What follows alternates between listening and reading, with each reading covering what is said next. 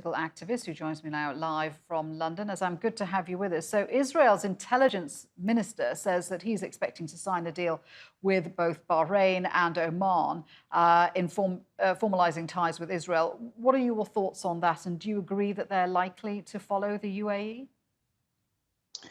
I think they are very likely to follow, and probably others as well, including Morocco and Mauritania. It's not surprising that these countries are normalizing relations with Israel, because they've been doing this over the past few years. But what is really surprising is that they've decided to come out of the closet.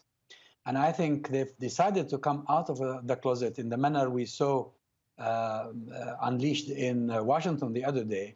It's because this is aimed at rescuing Netanyahu and Trump from the predicaments they happen to be in exchange, definitely, for certain benefits for these allies in the region. So does this indicate then that Arab countries are now stepping back from their original demand that relations with Israel would only be possible once Palestinians got their land back? Is that no longer a priority? Yes, we've known that this was no longer a priority since talk of a deal of the century was happening. The deal of the century is about making peace with the Arabs rather than with the Palestinians, resolving problems between the Arab countries and Israel rather than between Israel and the Palestinians. The world has changed, and it has changed markedly, especially after the Arab revolts, the Arab popular uprisings.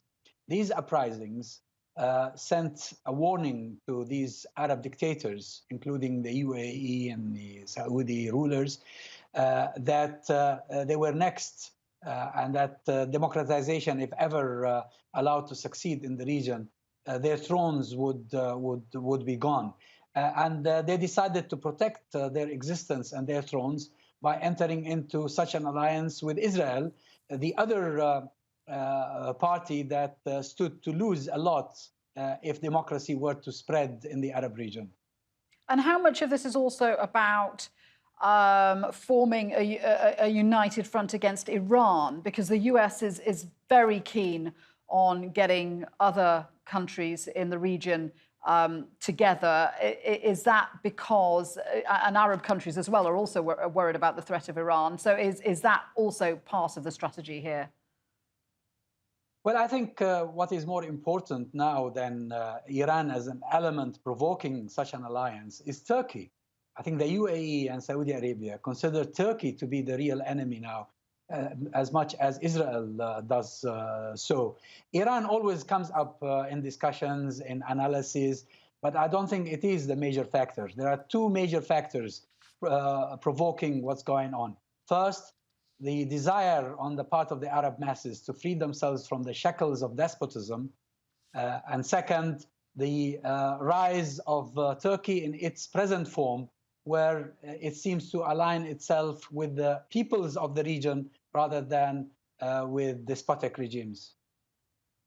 Azzam, good to speak with you. Thank you for that. Azzam Tamimi there.